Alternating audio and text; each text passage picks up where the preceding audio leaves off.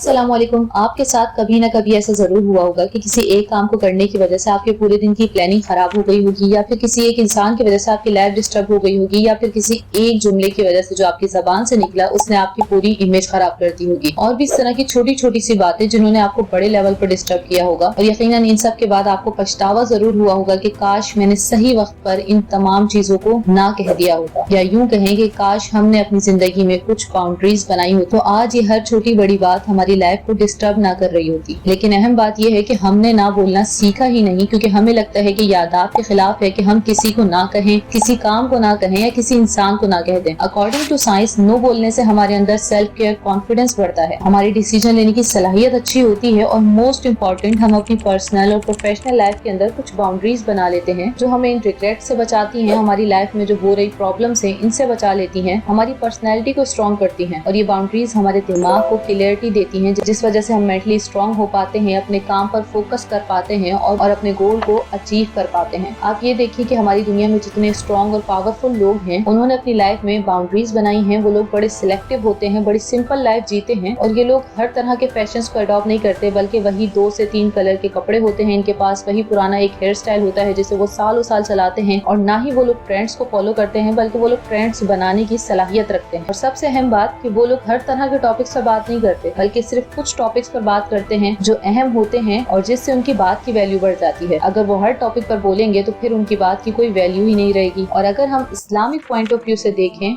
तो इस्लाम ने तो 1400 साल पहले ही इंसान को उसकी बाउंड्रीज बता दी थी। खुद रसूलुल्लाह सल्लल्लाहु अलैहि वसल्लम ने अपने साथियों को तालीम दी थी कि वो नो बोलें उन रिक्वेस्ट के लिए और उन इन्विटेशंस पर जो उनको गुनाहों की तरफ ले जाएं या उनके ईमान को खतरे में डालें। और अगर हम कुरान पाक को देखें तो अल्लाह ताला ने हलाल और हराम के कॉन्सेप्ट से पूरी तरह से हमें समझा दिया है कि किस तरह से अपनी जिंदगी को गुजारना है, किन बाउंड्रीज में रहना है, क्या खाना है क्या नहीं खाना, क्या पीना है क्या नहीं पीना, पैसे कैसे कमाने हैं और कहाँ खर्च करने हैं, क्या सुनना है और क्या नहीं सुनना है, क्या देखना है क्या नहीं देख, क्या पहनना है और क्या नहीं पहनना, कब सोना है कब उठना है, किस रिश्ते को कितनी अहमियत देनी है और किस रिश्ते से दूर रहना है। और उस रास्ते के बारे में अल्लाह ताला ने कुरान पाक में कम्प्लीटली समझा दिया कि जो इंसान को दुनिया और आखिरत की कामयाबी दिला सकता है। आप यूँ समझें कि इंसान को एक प्रॉपर मैप मिल चुका है जिसपे उसे सिर्फ अब चलना है। लेकिन इतनी आसानियों के बावजूद आप जानकर हैरान रह जाएंगे कि दुनिया में 280 मिलियन लोग डिप्रेशन का शिकार हैं और 7 लाख लोग हर साल अपनी जिंदगी खत्म कर देते हैं सिर्फ 15 से 29 साल की उम्र के दरमियान ही,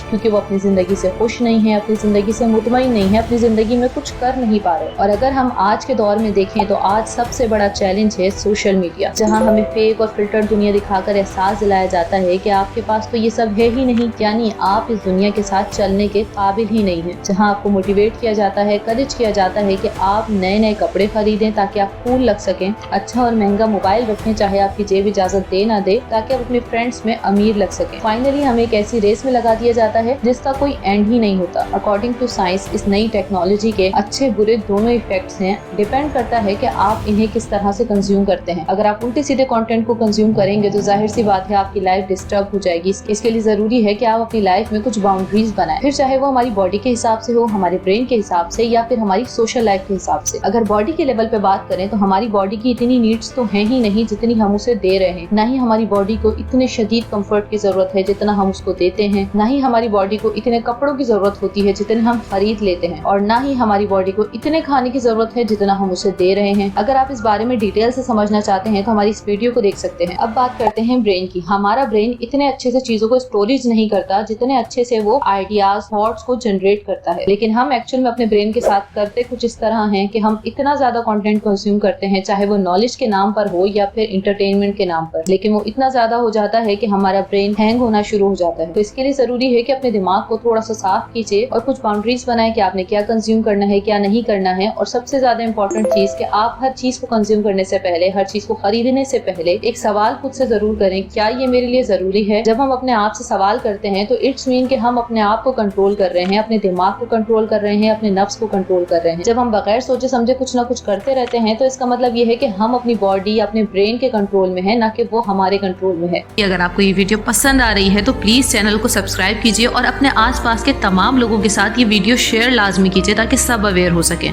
फिर मिलते हैं नेक्स्ट वीडियो में, तब तक के लिए अल्लाह हाफिज।